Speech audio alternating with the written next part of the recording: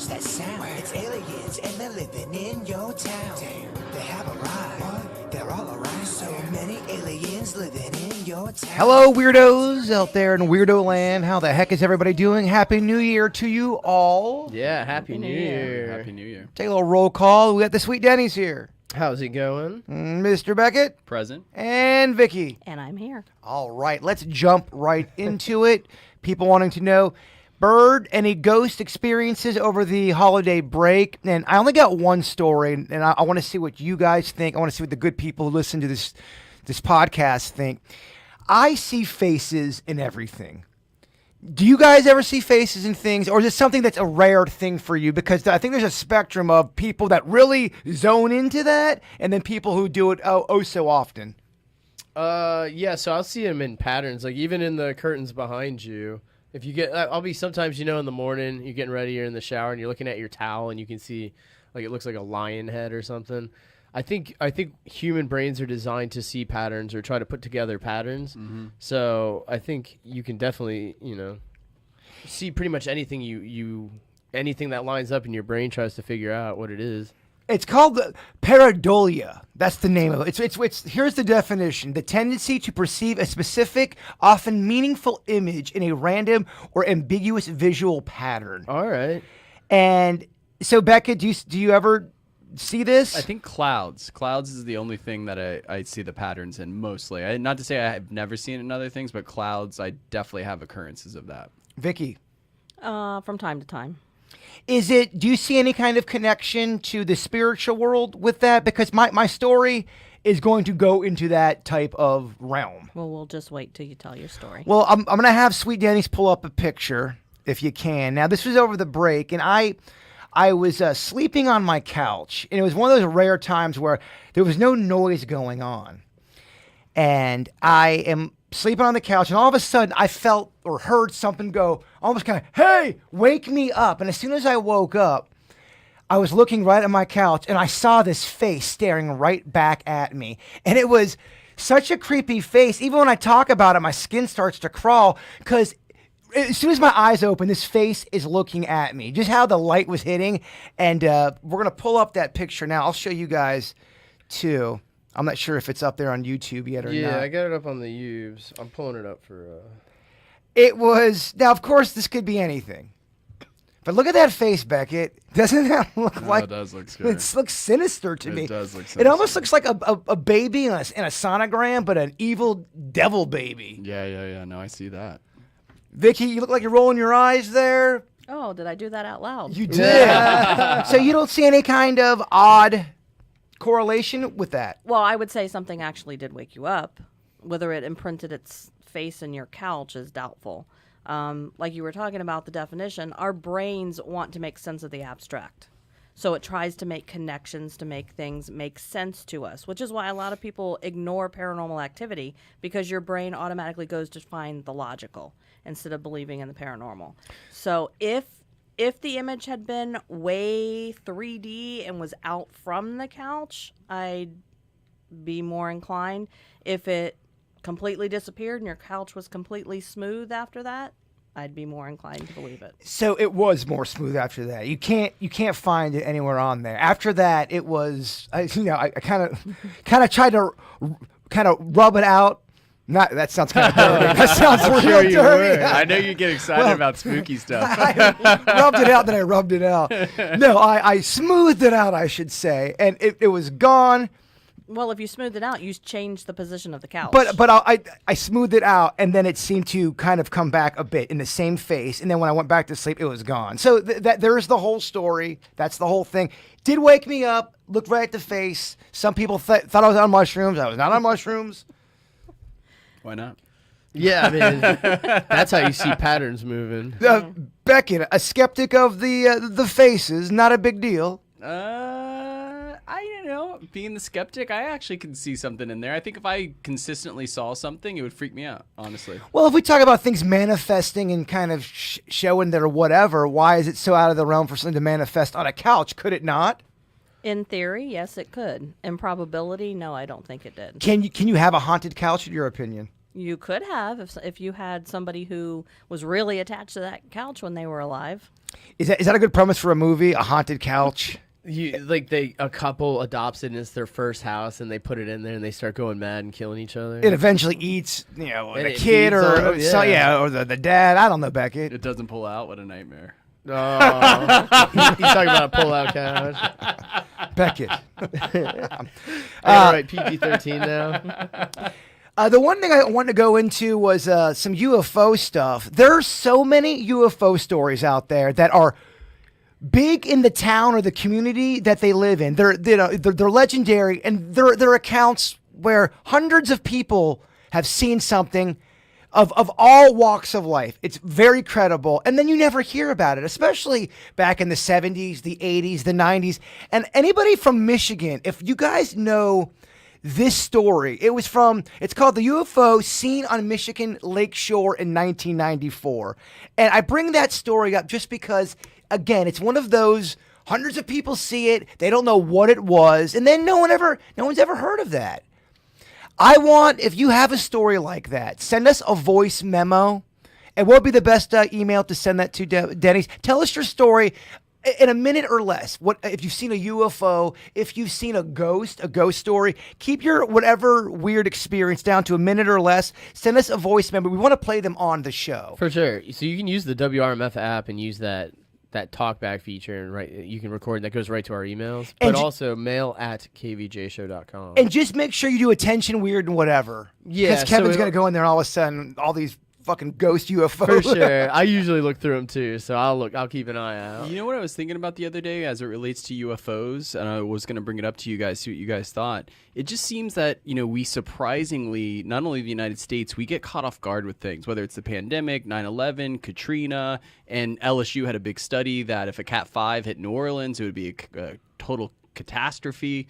It doesn't seem like, at least we're not aware of it, I believe the public, we have no plan for UFO or any kind of alien invasion at all.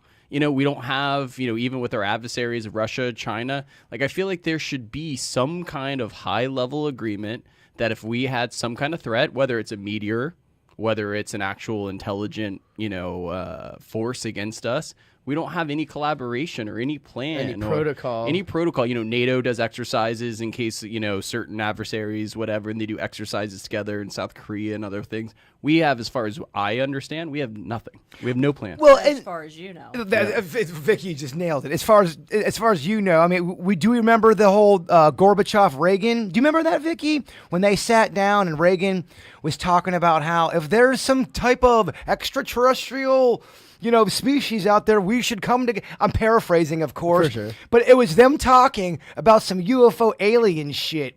And I always thought that was I wish we could pull that up. There's Reagan talking about that. Interesting. Does that sound familiar to you? Didn't Reagan actually claim to have seen a UFO? Him and Carter. I know think, were Carter two- did. Two presidents that I think said they saw one.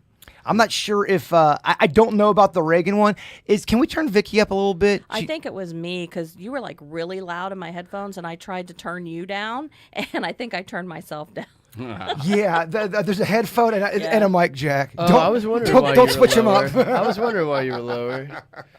There actually weirdly is a protocol for if zombies take over. We don't have a plan for aliens, but we do have one for zombies. Weirdly, Well, Of course we do. Not to funny. poo-poo Beckett's opinion on this, but I'm with Vicky. You don't think there's a plan. I'm not saying it's a great plan, but I don't think they're just going, oh. So that would make me feel great if everyone said, I'm not going to tell you the plan, but we have a plan. Even if the government said that would make me feel good. But I've seen ineptness in the government as it relates to, like I said, natural disasters, pandemics, 9/11. If you saw all the things that happened after 9/11 and all, we didn't know what to do. We didn't know what was happening, and I just feel like, at the end of the day, governments, some smart people, some not smart people, sometimes they've shown me how inept they can be. Well, they deny. So if they come out and say, hey, here's our plan for UFOs, it kind of makes them look stupid, which they've done before, but it makes them look stupid for saying we have a plan for something we've just denied for the last 100 years. That's true, but the Pentagon, we talked about this on the podcast, they've acknowledged with a lot of their military leaders, and they've released videos of whether they're aliens or not, they're certainly UFOs. You know, no offense to the good humans who live on this planet, but I saw what happened when we thought we were running out of toilet paper. Something tells me we're not going to handle an alien attack that well. Case in point. Yeah, I just don't think we're all going to, get together as if it was Independence Day. My question to y'all and to the people who listen, if there's a galactic attack or intergalactic attack from a species, do we as humans, band together, or do we just say, fuck this, and we still go our separate ways and fight till the last cry? It's hard to say. You hope everyone would reunite or would unite, but I mean, I don't know, man. I think bygones will not be bygones. Before COVID, I would have said we would. Since COVID, I'd say no. I don't think we get it together for aliens. No. That's what scares me. I'm not trying to sound cynical. No, Yeah. that scares me. And I hope I'm wrong. It's one of those times I want to be wrong. Is there a way to turn me down a little bit? Yeah, for Thank sure. you, Mr. Denny's. Thank you. I don't. I like to scream when I talk about aliens and food. It's really getting loud. Gorbachev. Reagan said. Yeah, but I don't have faith if there's an attack. I just don't. Yeah. I thought it was kind of funny how everybody gathered outside of Area 51 and then didn't do anything. How weird was that whole assembly? Because it was about social media, not really about aliens. That's just such a waste of a chance, right? It is. And speaking of aliens, there's a big time celebrity that has been communicating with star people. And I don't know if you guys want to hear this, but Demi Lovato, she communicates with ghosts, she communicates with aliens, and this is we're gonna pull up this clip, but someone sent me this email. It's Lyle from Port St. Lucie. And it says, "Bird, please tell me you saw your girl Demi Lovato sing to aliens while still bashing men. It was the cringiest shit I've ever seen. Please play it and make fun of it." Lyle from Port St. Lucie. Now, let me set this up. It's her and a team, and they're talking, communicating with star people, extraterrestrials. And when they talk, you'll hear maybe this kind of voice box answer back to them. But you'll hear it all.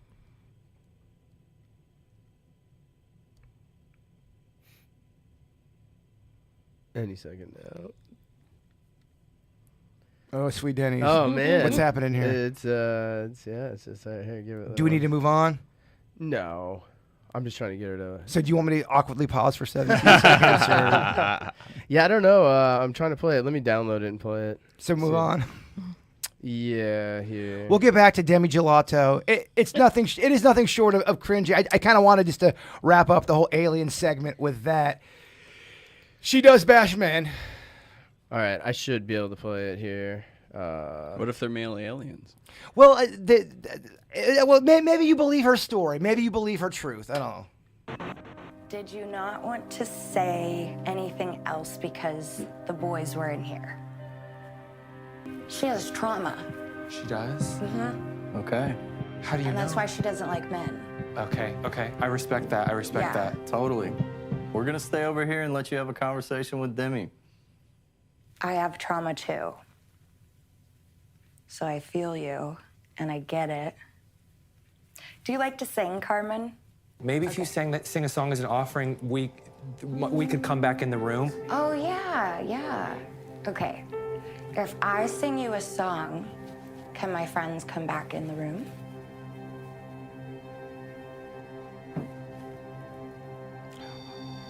Oh, the suspense. Okay, so there's the suspense. So that's if she sings a song, the men can come back in the room. The space person who doesn't want the men in the room can now feel at ease.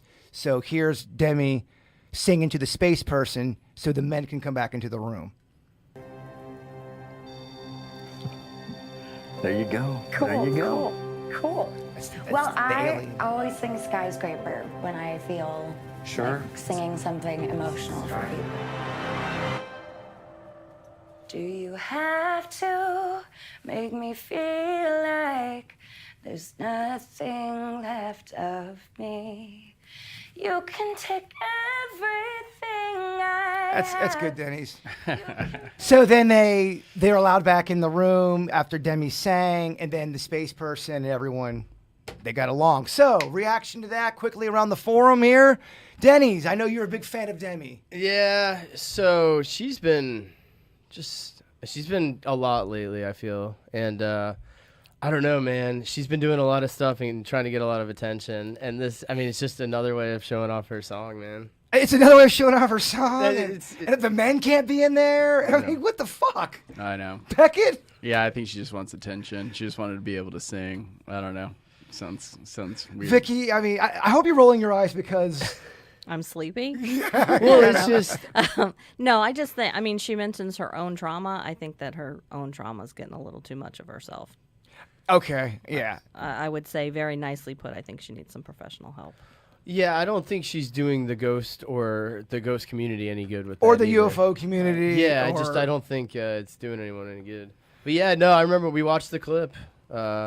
Thanks for sending it in. But yeah, it was an odd one. It was an odd one. I yes. just didn't see it coming. Well, I think with that, I think it's time for some Denny's Random Random Facts. That was a quick one. It was a quick one, Denny's. We got to move along. We have so much to get to. I hear ya. So Vicky is our educator on the program, and she is going to be grading our sweet Denny's. Denny's gives us a series of factoids. If they are great, Vicky gives them an A. If they're Back bad, she gives. I'm kidding. If they're bad, Vicky gives them an F. Then I get karate chop. Denny's, the floor is yours, and it's the new year. We need some new factoids. New year, new facts. What do you guys think about this?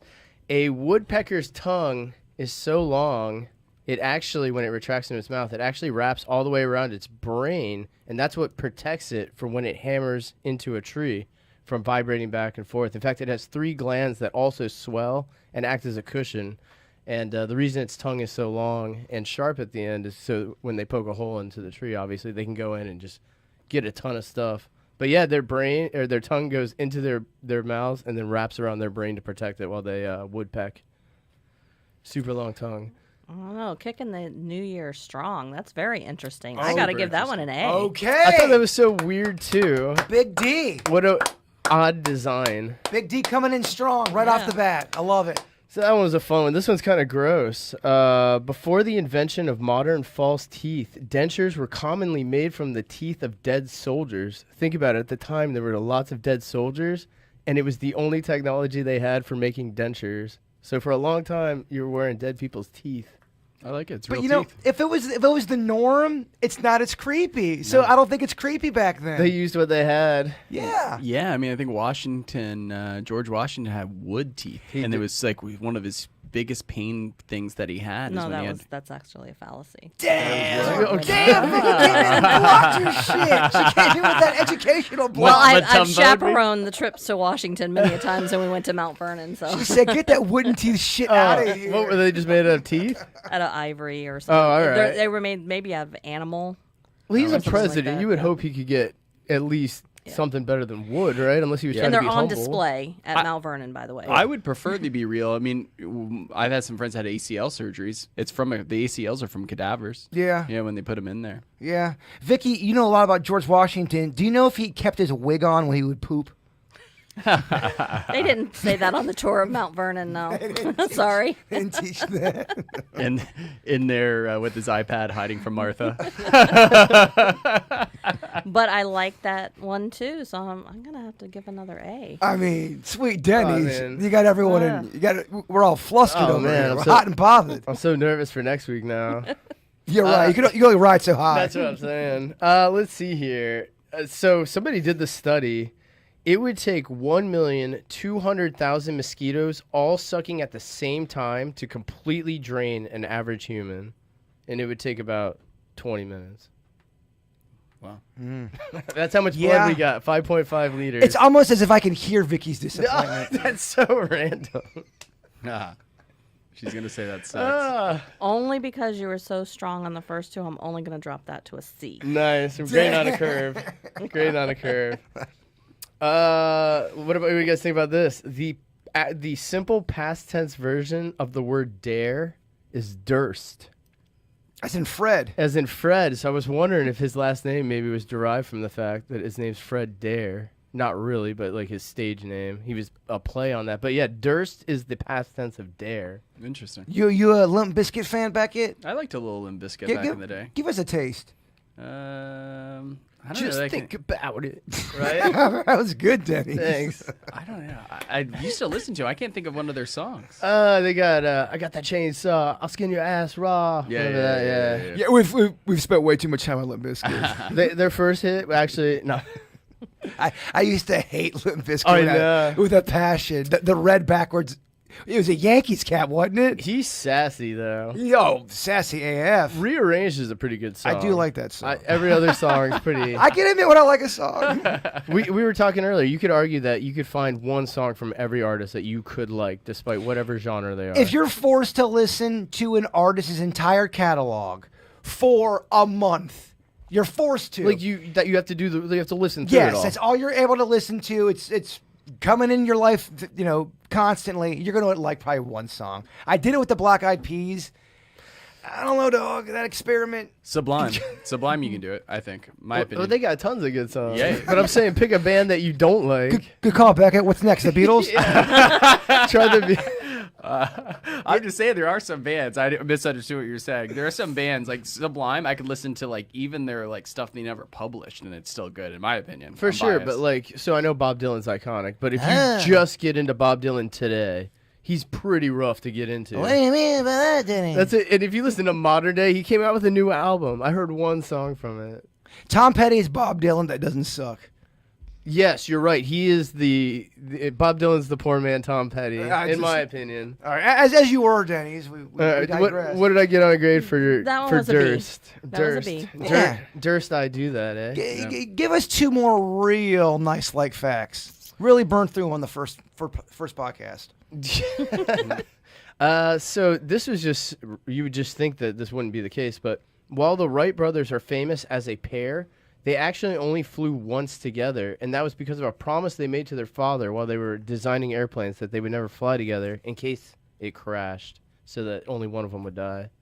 Interesting. Weird though, right? You always think that the Wright brothers did it together, more or less they did, but they never flew together except for one time. I feel when you oh, by the way, Vicky, what was that grade? A C. Because I'm being nice. Damn. Shit. Yeah, I wasn't impressed. Wow. Damn, I don't want to be.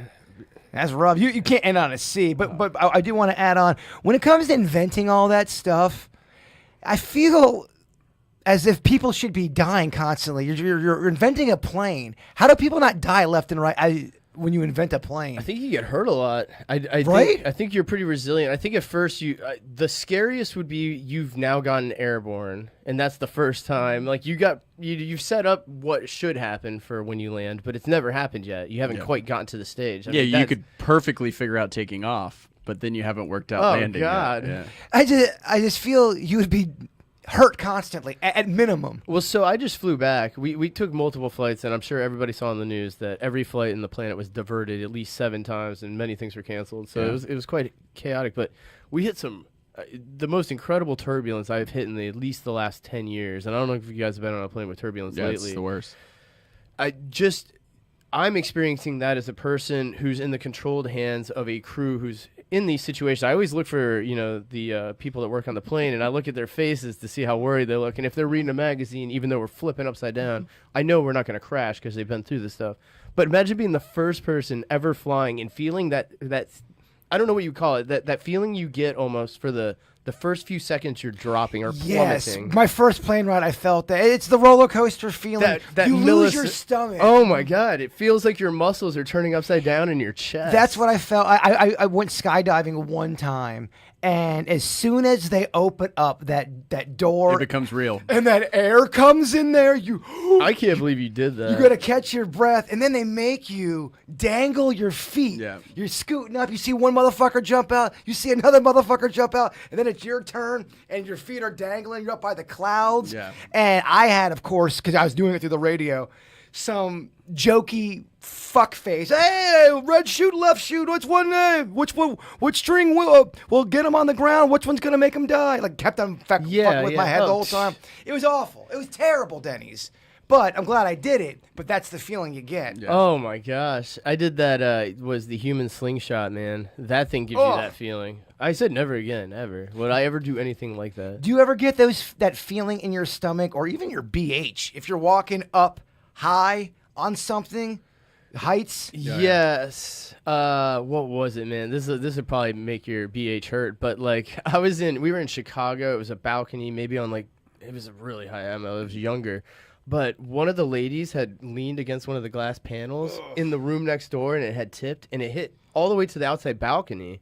So it stopped on the outside balcony, but people were leaning on that balcony, and it moved about, I don't know, like that much, and everybody leaning on it all moved back. Oh, that's and you look down, and it's, I mean, mega stories. You're taller than other buildings. Vicky's probably not going to get this reference, but when I see that, or I see a kid hanging by the ledge or something, it makes my balls, my testicles, and BH tickle in a very uncomfortable way. So I was right by that. I wasn't on the thing, but I saw that, and ever since then, I've had this fear of that. I will never lean, even if it's the most secure balcony in history, I will never lean on it. It just will not happen. Yeah, I got a pretty rough fear of being high up in areas. It can paralyze my legs at times if I don't feel like there's an exit, and I can't get there, my legs will start to paralyze if I'm really high up. It's weird. I went up on a roof once, and going up's pretty easy. You get up there and you climb on, and everything's cool. But then when you go to get off, you have to swing your leg around and get on the backside of the. It's so terrifying the first time, and I actually experienced that knees buckle type thing. Are you scared of heights, Vicky? Not overly. I don't like to climb like a ladder. And the same thing that Denny said, my problem isn't like getting up on the ladder and maybe getting off of it. It's when I know I have to get back down. And that whole The turning down's around rough. thing, no. Well, because you have to go expose yourself to reach around it to climb down. It's terrifying. Did you? I forget where it's at. It's this big bridge, but it's glass. You have to walk over Over the Grand Canyon. Oh my gosh! There's no way. There's no way. If I had to walk on that and look down, but I wouldn't want to look straight either. It just the whole thing would fuck me over. I'd feel the wind. Because when you're if you're scared of heights, if you're not scared of heights, you may not understand this. Everything intensifies. You can hear every sound. You can hear a car drive by, even if it's down. You can hear a horn. It's terrible. Yeah, it is terrible. Oh my god! I don't even have a fear of heights as much as just, I guess you could say, I guess most people would have that, right, from high up ledges. Yeah, where your equilibrium's a little weird. So if you have a fear of heights, that threshold probably just lowers. You can only go so high. Yeah, fear of heights is a tough one. Thinking just fears in general are so abstract to how you get them or why some people have them. Well, it might be a dramatic analogy, but it's almost like in some ways, depending on your fear of heights and the propensity, depending on how high the railing is, it's like having a loaded gun in your mouth because it's the feeling that one little thing could cause death. It'd be the end. It'd be the end. The big theme this season for Cobra Kai, season 4, is about your fear and identifying your weakness. And Terry Silver, one of the guys in the show says, everyone's got a weakness, and are you able to identify it? Can you identify your one weakness? If it had to come down to the biggest one thing that is your weakness, do you know what it is? Mm-hmm. Snakes. That really is the weakness that brings you down. That's the bane of your existence. Yeah, I'm trying to get over it, but if you threw some snakes at me, I'd lose my shit. But does it affect your daily life? If I were to run into a snake, yeah. Yeah, but it that's like would. me saying if I ran into a murderer every day. Well, I lived on 2.5 acres, so the chances of me running to a snake were like 80%. Okay. Every day when I opened the door, because they used to hang out right underneath our door. That's all right. I'll give you credit on that, Vicky. Okay, thank you. Becky, what's your weakness? Go ahead, Denny. No. Go on to Becky because I was just jumping in. I kind of have a double answer. I brought this up when it's waned a little bit, but as a little kid, after I saw that movie Fire in the Sky, I couldn't sleep. I couldn't sleep at night. I'd walk in the hallway or outside at night, and I was freaked out about Can aliens. you tell people, let them know what that movie's about quickly? You don't have to go through the whole thing. So it's just PG-13 movie, supposedly based on a true story. Oh, yeah. Some loggers in the middle of the country, and all of them supposedly saw a light. The one guy, Travis, got out of the car. He got zoomed with a light. They freaked out, drove off, came back. he wasn't there and he disappeared for months at a time, and then he had flashbacks of the abduction, and it freaked me out. Joe Rogan interviewed him. You should check out. No, I should check I that know out. you. He interviews the whole thing. Now, obviously, some people think the guy's lying, but all of his friends, their story has never wavered. Yeah. They've all stayed. Said it happened. They saw him go up into the spaceship again. If you believe. Yeah. So if you and a whole crew all saw something and no one believes you, but you guys all believe it, I mean, what's that do to you? I mean, you experience something that supernatural and no one believes you. It's rough. Yeah. It'd be rough. Yeah. It is rough. Do you know what your weakness is? You're going on about how that movie is aliens your weakness. So aliens definitely probably what scares me the most, although that's like to your point with Vicky, it's not something I like come in contact with every day.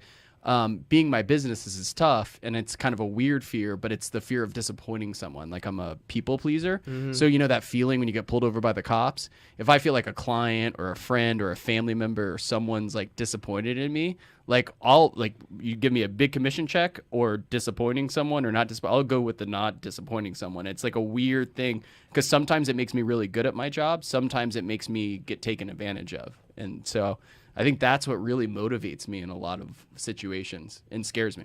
I could share in that. I hate disappointing people. Yeah. It sucks. I mean, geez, I hate not. It's like a tough thing to phrase, but it kind of, I guess it could be lumped into a category of fear of disappointment. Yeah. Disappointing. But I hate when I'm not on my game. There's some days where I just am off. And I don't know what causes that some days. I think maybe it's just whatever your diet was. Or Chemistry, sleep, things happening in your life. There's subconscious there's stuff. so many things that I think is the syllabus of being a human. Yeah. And if 10% is off, that's a big percent of being just being functional. Yeah, so it might stem just simply from a fear of failure. I think that's a deep fear that a lot of people possess. Yeah, fear of failure. It's rough. And I think that could be a great motivator, like you were saying for the Cobra Kai show. I guess the premise of the episode is that you focus on a weakness, and then I'm sure you're trying to figure out a way to then turn that into a strength. Well, I think too, being when you're able to identify things. That's the most important thing. Yeah, that's superpower. You can right there. self-access or self-analyze yourself and figure out what's going on with any problem. If you can do it honestly. Honestly, Like, it's that's tough the because key. you gotta. I know so many people that go to therapy, and those motherfuckers ain't being honest with their therapist. They're just not. No, I'm not saying therapy doesn't work, but Yeah. you have to be honest, and it's got to be uncomfortable. Shit's got to be uncomfortable for it to work and to go to that next level. It's not about. I just know people that pay therapists so they can leave feeling good. They're paying for a pep talk and not really for a life change. Yeah. I've seen it. I've done it before. Yeah, I mean, there's probably two different types of therapists. The ones who just tell you what they want so they can get their check. Well, it comes down to only one person really can change, and it's yourself. That's You have- it. It's you have the to wanna toughest do thing. it ahead of Yeah, time. Well, that's the litmus test. Whether it's going to rehab or whatever, you have to be ready for it, right? No one can push you into rehab. When I quit cigarettes, man, I just flipped a switch in my brain. I go, I'm stopping. I And hear you just have to, otherwise it won't happen. I hear all these stories of people making big decisions in their life, and it's almost as if they go, I'm so sick of fucking worrying about this or doing it this way. I'm just going to quit this and start over. But it takes almost a moment, a big spark. And for some people, that spark never comes. You're right. You could be unmotivated to do something. Or, I mean, the desire, there's a comfort. Humans by nature just want what's going to be the nicest, pleasantest thing possible. And it takes a lot of work to undo that type of natural feeling. I both really believe this. If you get too comfortable, you get soft. Yeah, there's a book. It was on actually Joe Rogan as well, and I read the book. It's called The Comfort Crisis, and he's saying that maybe I brought this up before about how nowadays, whether it's Western culture, United States, we act in our parents and how we live, whether it's turning your AC down in your home to your air conditioning car to not putting any challenges in front of you and not risk you're getting participation trophies and all that, how it's really hurt the human psyche in terms of, because if you don't have any work or failure, it's hard to enjoy. It's that weird physics balance, right? It's hard to enjoy the wins, right? Because if you just have everything on a silver platter, you're kind of like, it's like the people that are given money are the ones that go broke. They spend it. The people that work really hard for the money are the ones that are fulfilled and they're careful with their money and all that. It's an interesting dynamic. I was listening to you. I was also trying to monitor the chat room. When you give a long thing like that and then there's silence, I swear I'm listening. I promise. No, yeah, we're all just absorbing it. The one question I had for you, Vicky, and it's one we get a lot now. It's a heavy topic, but it is in the spirit world, and we've touched upon it before. And it's about suicide. And Fiona from Lake Worth had an email, and she goes, "Dear Weird and Whatever, what happens when someone commits suicide? My husband did this 5 years ago, and I wanted to know what Vicky thought. Can you go to the next spiritual level if you do commit suicide? What's Vicky's thoughts on that? Is there any kind of life review?" Well, I think everybody has to go through a certain life review, but people who commit suicide do it for a reason, and it's usually something that's out of their control a lot of times, whether it's chemical or situational and they just couldn't deal with it.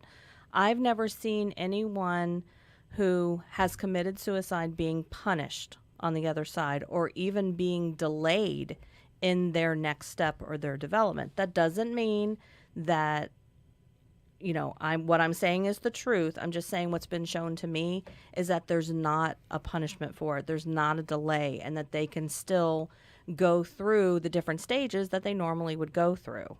Have you ever seen someone that's committed suicide on the other side? Yes. And if you have, are you able to speak upon that? I've read for a lot of people who had loved ones who committed suicide.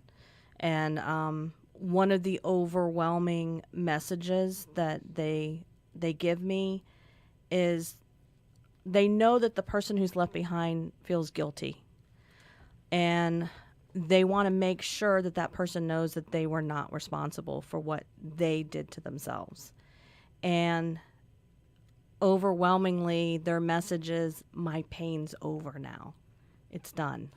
Now, we always talk about going to different levels and different... Now, are you saying you're able to commit suicide, go do some work, as you say, in some rooms or whatever? I know you said you've seen visions of classrooms, and then you can go and move on? That's what you're saying? That's what's been shown to me. I know that some people say, Vicky pretends like she knows everything. No, I do not. I'm telling you what's been shown to me. I have never been shown, because a lot of people think that if you commit suicide, if you are of a Christian religion, that you're going to hell. First of all, hell is not in the Bible, okay? Hell is something that was created through a religious organization. So it's not actually in the Bible. When Lucifer fell, he didn't fall to hell, he fell to earth, okay? He didn't go through the earth, he fell to earth. Native Americans believe that hell is actually the time we spend here alive on earth. I've thought of that before, but then I start eating pizza. Yeah, I'm going, depends what day you ask me. This ain't hell. Hell tastes too good up here. I'm not saying we don't have problems, because we do. But that's kind of, it goes to the other comment someone said, the light you see when you die. We talk about that all the time. Go to the light, go to the light. Someone had emailed and said, some people say when you die, the light you see is you being reborn. You ever heard of that before? I've heard people say that. The way I've been shown a passing is that if I'm being shown like when someone was in the process of dying, what I'm shown is there's a light behind them, and then I see the people who come to take them to the other side. We don't go to the other side on our own. We always have people who come to take us. And during a reading, I may say, well, there's a man, he's like 6 foot tall, he always wore overalls, and they're like, oh my gosh, that was my grandfather or whatever. So I can describe the people that came for the person who was dying. Okay, you go do a reading, and let's say it's something like a suicide, okay? What happens through your ability? Do you hear a voice saying, hey, Vicky, this is my story? Is this a flash where you absorb it almost as someone puts a disc in you? Usually the first thing I get is I feel how they committed suicide. So if I've been in readings and I've been choked because they may have hang themselves. I've been shot. I've been, sick. I get a physical thing first, typically, so that I know how they pass. So I tell the person, well, I'm feeling this, and they'll say, well, that's how they died. Do you hear a voice going? Eventually, then I'll see the person. I'll be able to describe the person, describe their personality, describe what they physically look like, if I haven't already been shown a picture. And then I will start hearing them, and they'll start giving me phrases, or they show me like movie scenes. And I'll say, oh, he's showing me that when he was like 7, he had this purple and red striped tricycle. And they're like, oh my God, there's nobody that could know that. So they usually show me things that there's no way I could be pulling it out of my ass, in other words. Okay, I want to paint a scenario here. We're going to play What If. Beckett, he hits me over the head with an axe. I die. He hits me in the head. All right. Tragic accident. I come back. Accident. Oh. It was murder. You son of a bitch. You killed me. All right. I knew it was murder. I come back, spirit form. Now, me being my personality, I like to play pranks. Hey, jokey, Jaybird.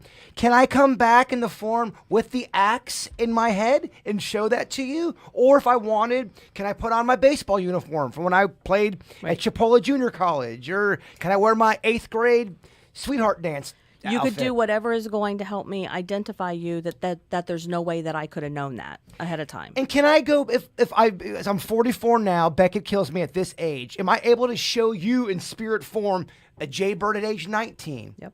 Wow. You're able to do, now are those different types of spirits that are able to do that, or everyone that passes and dies can do that? Because basically a lot of times they're showing me memories.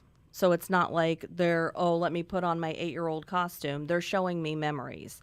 I usually see people at the age at which they passed away initially, and then they may show me, especially if I need something to identify them.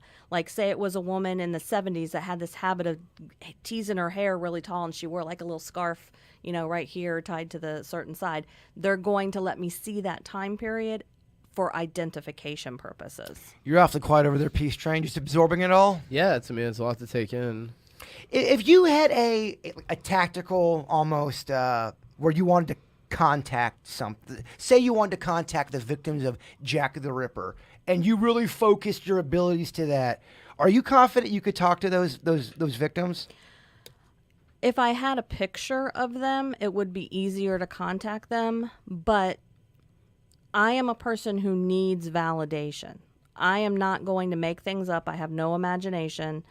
So unless I had an historian who was right there, if I say that, they said this, this, and this, they could say, okay, we have a record of that. We know that person was at this location at the time that you just said.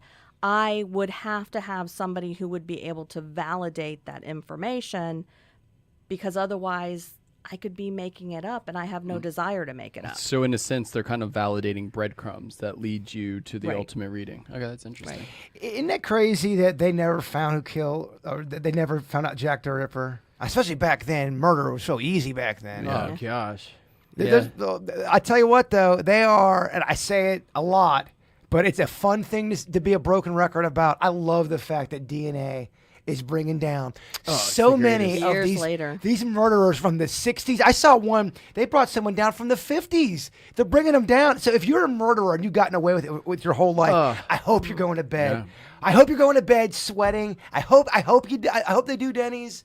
Not to mention the people that have been in prison for those crimes that get freed based on DNA. Geez. Can you imagine? Imagine being in prison and not doing a horrific crime. They're like, sure, everyone says that, Oh yeah, well, me and Denny's, we watch those predators get caught where they do the sting operations, And then they bust the They pose pedophiles. as underage kids, and they'll be. It's a 12-year-old girl. The guy will show up at the gas station. They all say the same There's thing. Every 4 one of them. scripts they use. That's it. What's the 4? So they always go, I came here to warn them about things like this. which is Dangers like, of the internet. or it's like, you psycho. There's no way anyone's going to believe that. The other one is they just came to hang out because they're friends with them. Just want to be a mentor.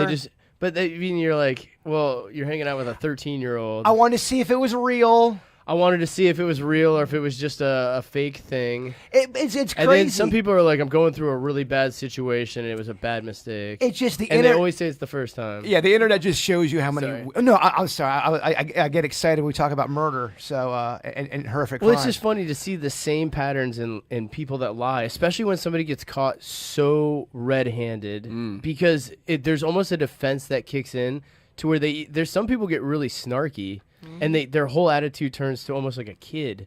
Like they like nag you kind of. Well, it sucks because you don't want to be a pessimist and think, there's all these horrific, creepy people out there.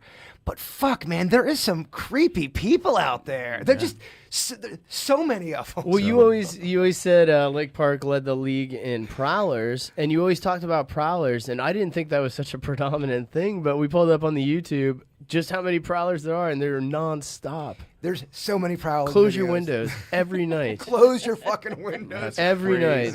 It really is crazy, and the security cameras. It seems as if everyone has all that stuff, and it's just exposing such a problem of people are looking in your windows. That's right. A lot of times, these dudes are masturbating. There was way more than 5 videos of that. And they break the boundaries of your property. They don't care about fences or screens. To me, if there's a dude jerking off looking in a window at my house, I feel like as you're there to do the most unspeakable things to my loved ones, and don't be surprised if you get fucking killed. Yeah.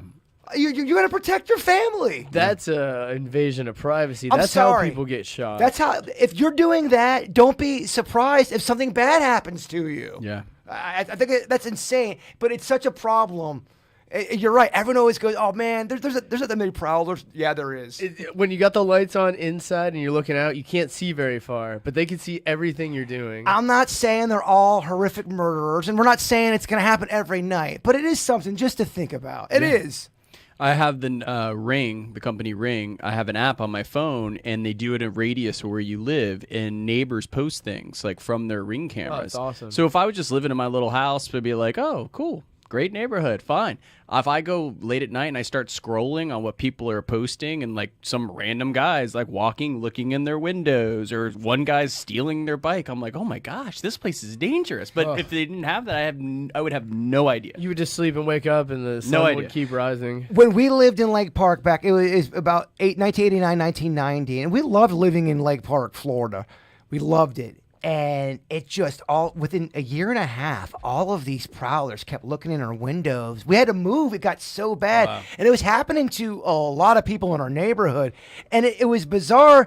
And then it started happening in gardens too, So I don't know if it's the city. I think it happens everywhere. Yeah. I think it's everywhere. That's crazy. And it's easy. It's very easy to get lax because you want to open up your windows, look at the sun. Yeah. Just a reminder, it's closing at night. Oh, one thing I did want to bring up, it's creepy. I get it. You brought up suicide. I wanted to let everyone know, but the national government is coming out with a line, 3 digits like 911, for a suicide helpline. And it's 988, and they're going to make it because what they've said is there's a problem. A lot of police officers currently, depending on the department, aren't trained for mental, issues and stuff like that. And a lot of the 911 operators aren't trained for that. So I think it's a good thing that they're doing that. So they'll have a separate 3-digit number, which I'm almost positive 988 coming up pretty soon. I think that's a great note. I love that, Becky. Yeah. It's real good stuff. That reminded me too, if anyone knows of a cold case file here locally, a missing person, maybe it's a family member. We got a lot of that going on. Let us know. We're just a small little podcast, but that is a passion of mine, trying to get information out no matter what the story is. So send it to me. I know we have a lot of runaways. Even if one person hears it, let's try to, get that out. And also, too, I know if I had a missing loved one, even if it was the smallest podcast, discomfort if someone's talking about it, getting it out there. Right. So that is a passion of mine, trying to get information out. Cold case files really, they bother me. Yeah. For the families, I've always watched it, and I'm interested in it, but it's really a heartbreaking situation. There are people that, have a loved one go missing and they never find out, and they go to the urn or the grave not knowing. It's the fucking worst. Yeah, I agree. So let us know. Send us those messages. I did have another question I want to ask you guys. Does the Weird Whatever crew believe this story? Dear Weird Whatever, have you heard of the Randy Kramer story? Randy Kramer was the guy that claimed to be taken from his bed at 17 years old by the military, taken to the moon, then Mars, spent 20 years there, including 17 years fighting aliens, then returned to his bed as a 17-year-old boy 15 minutes later. Now, I can see Beckett smirking. I see Vicky rolling her eyes. Teleporting. Do we believe in this, yes or no? Someone wanted to know what our stance was. Is it possible? Teleporting. I think it's possible. I think it's possible that it's invented in the future, but I'm very, very skeptical that anything like that exists now. I think this cat's lying. I don't believe him. But I do want to get down to more of the... Vicky, do you think teleporting eventually is going to be something we can do? To not only a place here to Earth, like teleport to, I want to go to Italy. Teleport to a different time. Is that something we can do? I hope so. It'll make travel really easy. And that story, I seriously doubt of all the people in the world, they pick a 17-year-old named Randy. I'm just saying. For real. But you think that's possible in the future? Sure, why not? I think anything's possible, right? We always go back to electricity. Yeah, you told people 200 years, not even that long ago, 200 years ago, what we're doing now, they'd think that's witchcraft, you know? Well, Yeah, right. There's no way people are going to be walking around talking in a little box all the time, communicating. That's alien. I think the phone advanced past what they predicted it would be, because even if you watch old science fiction depictions of what the futuristic device that became our smartphone would be, it's so unadvanced compared to what we have. What we have would absolutely rattle them. Now, I know you don't know this answer, Sweet Denny's, but 50 years from now, what does Earth look like to you? Hot. 50 years. Because that's a good question, because that's not too far. I think we still have cars. I don't think hovers yet. You think cars are still a big thing on the road? I agree. I think, though, by now, because I'm already seeing it starting to happen, and it's pretty in the very beginning phase, the infantile phase. Minority Report, how all the cars just drive. I don't think humans are going to want to drive themselves in the future. I think you're going to get into a thing, it's going to take you to location B, and then you get out of the thing. And the people that still love to drive, they'll have their own league of You can driving. if you want. Yeah, I bet you they'll still have it for the... But eventually, in 50 years, the generations that love cars, it's going to be a hard one to get rid of. But 50 years, you're right. It's not that It's long, not that but long, so but- much can happen in 50 years. yeah, really, we just have to figure out how to constantly clean water, how to continually make food. Desalinate it. Desalinating water, because, we got oceans, we got tons of water, tons of frozen glaciers. It's just we have to figure out how to cheaply take the salt out. Do you think you'd be able to play a clip, that glacier clip? Have you guys heard of this thing about the Doomsday Glacier? Mm-mm. Dear Jay Bird, have you looked into this Doomsday Glacier everyone is talking about? Everyone's not talking about it, by the way. The Doomsday Glacier? Yeah, it's pretty crazy. Kiss your ass goodbye, everyone. The glacier is coming to kill us all. Goodbye, South Florida. Here's somebody kind of explaining what's going on. Now, I'm not trying to get political with any bullshit here. I'm just letting you know this story is out there. Doomsday Glacier is coming for us all. It's about a huge glacier in the western Antarctic that's the size of the state of Florida. That glacier, known as Thwaites, is basically holding back enough ice to raise sea level around the world by 10 feet. A new study found that the ice shelf holding that ice in place could be gone in less than a decade. I'm going to quote for you from this new piece. If Thwaites Glacier collapses, it opens the door for the rest of the West Antarctic ice sheet to slide into the sea. Globally, 250 million people live within 3 feet of high tide lines. 10 feet of sea level rise would be world-bending catastrophe. Not only goodbye Miami, but goodbye to virtually every low-lying coastal city in the world. It's true. You'd lose a lot of places. Sucks. I didn't hear about this Doomsday Glacier. Have you, Vicky? No, I haven't, but it sounds logical, actually. Yeah, it totally makes sense. Okay, we're ending the podcast on that note, everybody. Have a great night. Kiss your ass goodbye. Doomsday Glacier. Later, everybody. We're kidding. We're not going to end on that note. But I thought that tied into what you guys were talking about there. I know you're... Well, you should live like every day is the Doomsday Glacier. I mean, technically. Oh, live every day like you're dying. I think Tim McGraw said that. Yes, in the fine words of Tim McGraw. I mean, I think there is some truth to that. Live every day like you're dying. Yeah. But also, you can't live every day like For you're real, dying. there's a balance. I think you should try to have as much fun as you can every single day, but you couldn't if you like having drinks, and I don't think you could do that every single day. It's that annoying word balance, right? Like you gotta like plan like you're gonna live forever, but maybe have a mentality where you're not gonna just act like life is gonna last forever. Yeah, it's hard to conceptualize that life doesn't last forever, but It is. I think this is what helps me. I think you have to try to find one cozy thing per day to really look forward to. Now that's going to be up to you what you deem as awesome or cozy or fun. For me, I love food. A meal that I love, it does. I know it sounds crazy. It jacks me up. I get excited for a good food that I'm enjoying to eat. good music, good food, good drink. Yeah, it's pretty tough to beat. Whatever that. Some of you running fuckers. I know you guys like to jog. If it's running, that's your thing. Look forward to a great 9-mile run. Some people love running. I love the feeling after. Yeah. Well, yeah. After. I really do. I do get a runner's high. I do too. If you do any working out, you feel great after. It's just, man, the in the moment, you just got to meditate and block out the pain. I've heard people say they don't get the runner's high. Some people don't. They just throw up and then they feel miserable. I thought it was a fabled unicorn BS that runners made, and then when I started doing a little bit more running distance and I started listening to podcasts like while I'm running and I could zone out, like I started to finally get the runner's high, which made me believe more in meditation, like you and I have talked about. I actually didn't really believe in meditation until I got the runner's high.